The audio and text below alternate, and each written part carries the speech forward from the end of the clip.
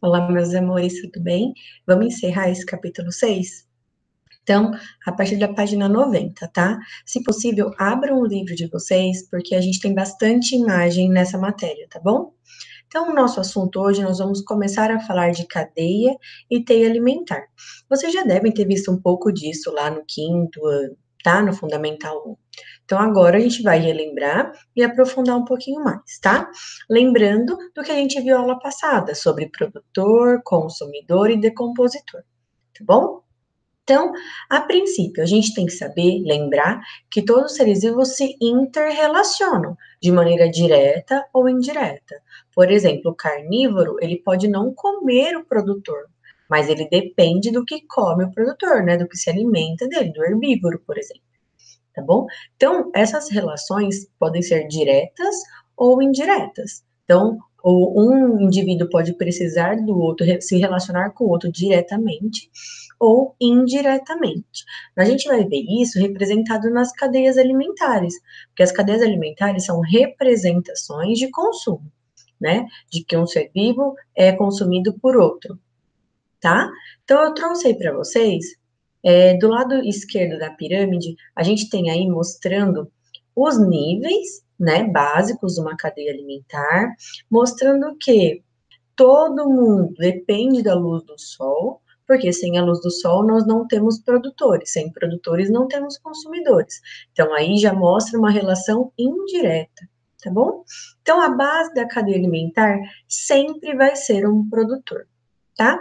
Então, a gente tem lá na base da pirâmide o produtor, depois consumidor primário, consumidor secundário, consumidor terciário.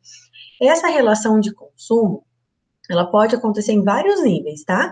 O consumidor pode ser vários, um, dois, três, quatro, primário, secundário, terciário, quaternário, e assim por diante.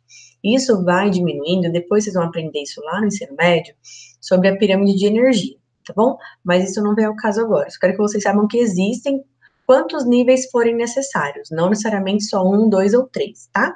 E nós também temos os animais, aí, os seres vivos que são topos de cadeia alimentar.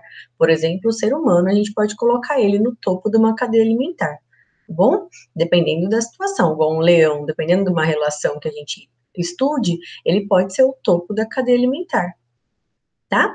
A cadeia alimentar, ela vai ser sempre representada por flechas, igual essa imagem aí, abaixo, onde está escrito cadeia alimentar em vermelho. Então, a cadeia alimentar, quando ela é representada, as flechas vão apontar sempre o caminho do consumo.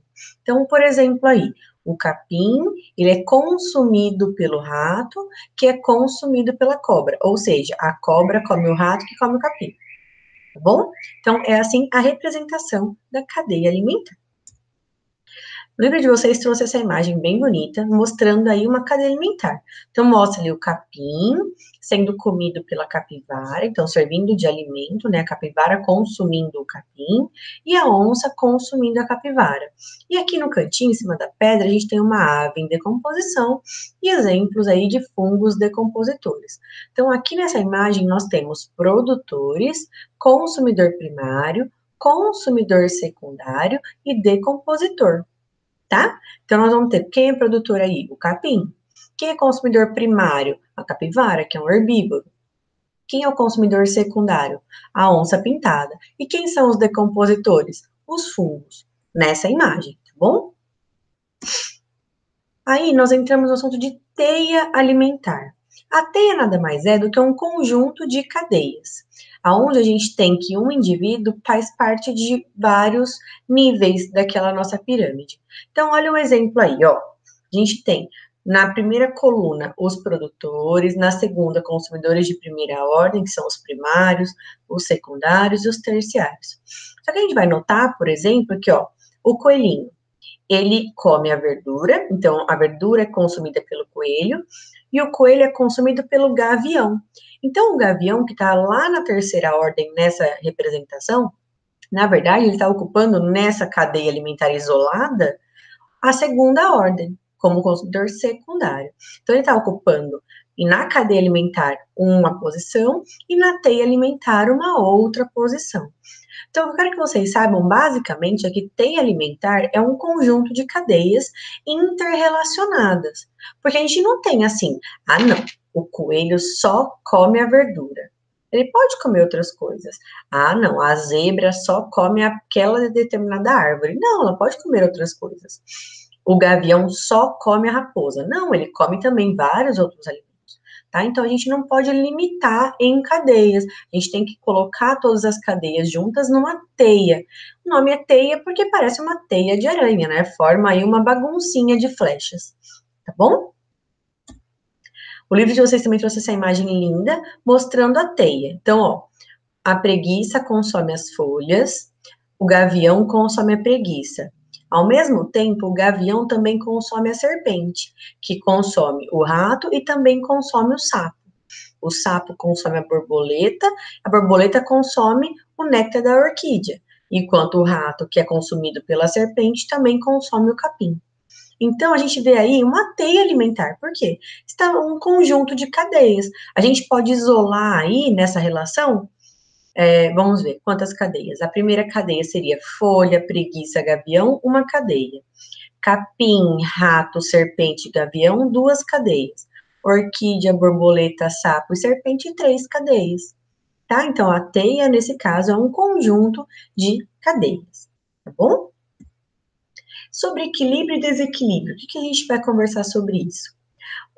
Toda cadeia alimentar tem que estar em equilíbrio. Qualquer elemento da cadeia, qualquer ser vivo da cadeia que esteja em desequilíbrio, vai desequilibrar todos os outros. É igual o jogo de dominó. Quando você coloca aqueles dominós um do ladinho do outro, assim, você derruba um, não derruba todos? Aqui é a mesma situação. Em quais situações vai acontecer um desequilíbrio? O maior exemplo disso é a introdução de espécies exóticas invasoras, ou seja, você trazer para um local uma espécie que não é daquele local. Ela vai desequilibrar aquele ecossistema. Um exemplo que eu sempre dou é um leão. Aqui no Brasil nós não temos leões, certo? Se eu for lá na África, pegar um leão, levar lá na Amazônia, jogar ele lá, o que vai acontecer? Ou ele vai morrer, porque ele não vai se adaptar ao ambiente, mas se ele se adaptar, ele vai mudar toda a cadeia alimentar daquele ambiente. Então, vai causar um desequilíbrio. Alguns animais vão ter de mais, outros vão ter de menos, tá? Então, o que acontece com esse desequilíbrio é isso, é a gente perder o equilíbrio da cadeia.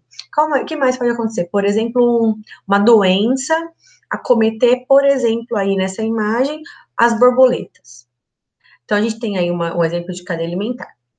Se uma doença acomete minhas borboletas, ou seja, minhas borboletas começam a morrer, o que vai acontecer?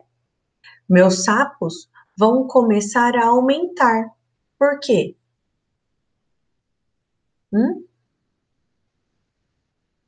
Porque esses sapos, eles não vão ter, mesmo eles não tendo o que comer, eles não comem só borboleta, eles comem outros indivíduos, né? Eles comem outros insetos.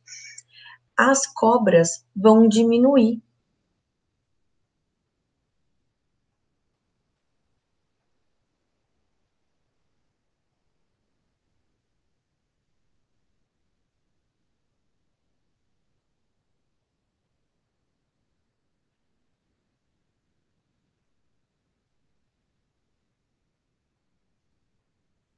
Nesse exemplo aqui, por exemplo, a gente vai ver que se o rato, nessa situação aí, morrer, por exemplo, que a gente tem uma doença aí que acometam os ratos.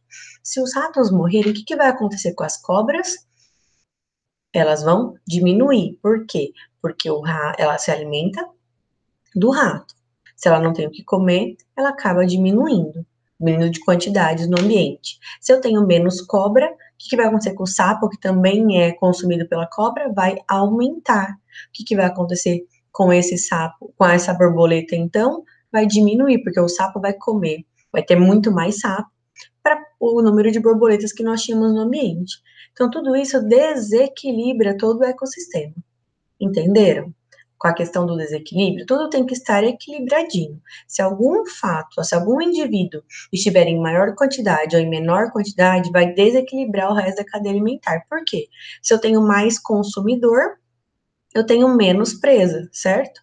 Se eu tenho mais presa, eu tenho que ter mais consumidor. Tem que estar tudo equilibrado, tá bom?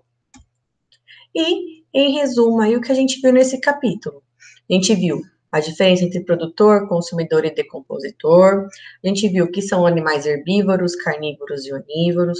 Nós vimos a fotossíntese, quando a gente falou dos autótrofos. Nós vimos a importância dos predadores no ecossistema, porque eles mantêm o equilíbrio da cadeia alimentar, a decomposição. Nós vimos o papel dos decompositores, que é extremamente importante para devolver a matéria orgânica para o ambiente. Nós vimos os facilitadores de decomposição, que são os detritívoros. Nós vimos cadeia alimentar e teia nessa aula, o equilíbrio e o desequilíbrio, e essa introdução das espécies exóticas invasoras, tá? Espero que tenha ficado claro. Agora, leiam o capítulo todo, como a gente encerrou esse capítulo, e façam esses exercícios, sempre no caderno e na plataforma, para que vocês tenham o caderno completo, tá bom? E por hoje é isso. Espero que tenha ficado claro. Qualquer dúvida, me procurem. Eu vou deixar aí a caixinha de dúvidas para vocês colocarem para mim, tá bom? Um beijo e até a próxima.